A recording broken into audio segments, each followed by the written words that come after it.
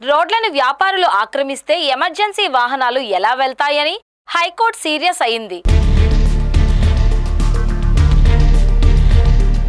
Visakha jail road, Vijayawada Besant రోడ్డులో ఆక్రమణలపై దాఖలైన పిటిషన్పై విచారణ సందర్భంగా ఇటీవల న్యాయమూర్తులు ఈ వ్యాఖ్యలు చేశారు. రాష్ట్ర వ్యాప్తంగా కొత్త స్ట్రీట్ వెండింగ్ కార్డు లైసెన్సులు ఇవ్వొద్దని హైకోర్టు ఆదేశాలు జారీ చేయడం విశేషం.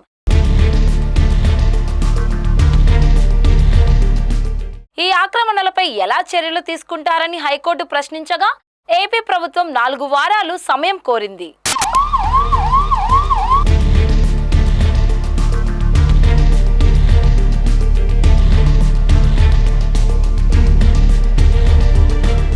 హైకోర్టు ఆదేశాల నేపథ్యంలో అనుమతి లేని బడ్డీలు, తోపుడు బండ్లను జీవీఎంసీ ఎన్ఫోర్స్మెంట్ సిబ్బంది కొద్ది రోజులుగా తొలగిస్తున్నారు. ట్రాఫిక్ పోలీసుల సాయంతో విశాఖలోని సిరిపురం వంటి రద్దీ ప్రాంతాల్లో చిరు వ్యాపారులు ఏర్పాటు చేసిన బడ్డీలను తీయిస్తున్నారు. విశాఖ నగరంలో ఎన్నో దశాబ్దాలుగా వేలాది మంది చిరు వ్యాపారులు ఫుట్పాత్లు, రోడ్డు పక్కన వ్యాపారాలు చేస్తూ జీవనం సాగిస్తున్నారు. కొన్నేళ్ల క్రితం జీవీఎంసీ యూసీడీ విభాగం వీరికి వెండర్ కార్డులు జారీ చేసింది. ఇటీవల ఎండాడలో పర్యటించిన కమిషనర్ కేతన్ గార్గ్ రోడ్ల మీద ఉన్న వ్యాపారాలు తొలగించాలని ఆదేశించారు.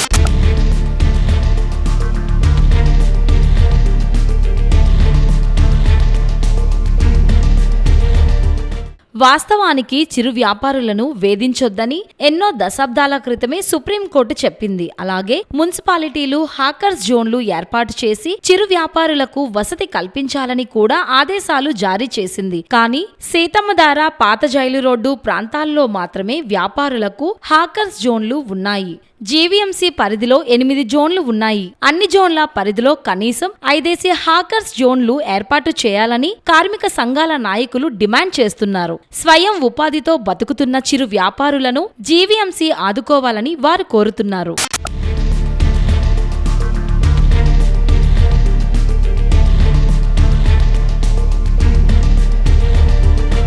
ప్రభుత్వ నిబంధనల ప్రకారం జీవీఎంసీ పరిధిలో టౌన్, జోనల్ స్థాయి కమిటీలు లేకపోవడం గమనార్హం. ఫలితంగా చిరు వ్యాపారులు సమస్యలు చెప్పుకుందామన్నా వినిపించుకునే నాదుడే కరువయ్యాడు. జీవీఎంసీ యూసీడీ విభాగం చిరు వర్తకులకు పాత కార్డుల స్థానంలో కొత్త కార్డులు జారీ చేయడానికి సన్నాహాలు చేస్తుంది. హైకోర్టు ఆదేశాల నేపథ్యంలో హాకర్ జోన్లు మాత్రమే చిరు వ్యాపారులకు శ్రీరామ రక్ష అని చెప్పాలి.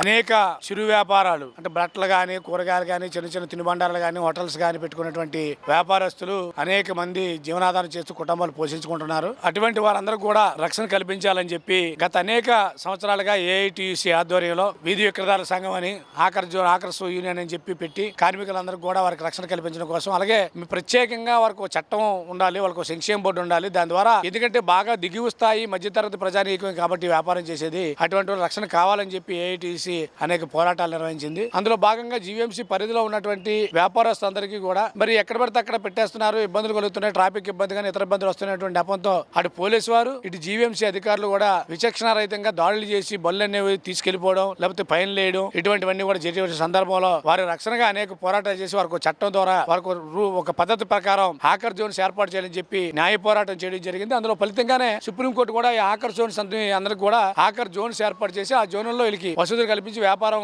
సాగించే విధంగా కృషి చేయాలని సుప్రీంకోర్టు ఆర్డర్ ఉంది. ఆ సుప్రీంకోర్టు ఆర్డర్ ఉన్నప్పటికీ కూడా కింది స్థాయికి వచ్చేసరికి రాజుగారు ఇచ్చినటువంటి ఐసుముక్కలాగా అయిపోయింది. అక్కడి నుంచి కరిగి వచ్చి మా చేతికి వచ్చేసరికి ఆకర్షకు వచ్చేసరికి అక్కడ ఏమి మిగిలే పరిస్థితి కనబడడం లేదు. 8 జోన్లలో విశాఖపట్నం సిటీలో ఇప్పుడు మనకి ఇక్కడ జైలు పాత ఉమెన్స్ కాలేజ్ ఉంది. అదే విధంగా సీతంధార రైతు బజారు, ఎంఈపీ రైతు బజార్ బయట కూడా కొన్ని షాపులు పెట్టుకోరు. అలాగే అదే విధంగా ఎక్కడైనా ఆకర్ జోన్స్ అనేవి స్పెసిఫిక్ గా ఈ ప్రాంతంలో ఈ సామాన్లు దొరికేటువంటి వస్తువులు మార్కెట్ యార్డులుగా మేమే నిర్వహిస్తామని చెప్పేటువంటి పరిస్థితుల్లో వాళ్ళ కార్పొరేషన్ లేదు. కార్పొరేషన్ లేకపోవడం వల్ల బయట రోడ్ల మీద వ్యాపారాలు చేసుకుంటున్నారు.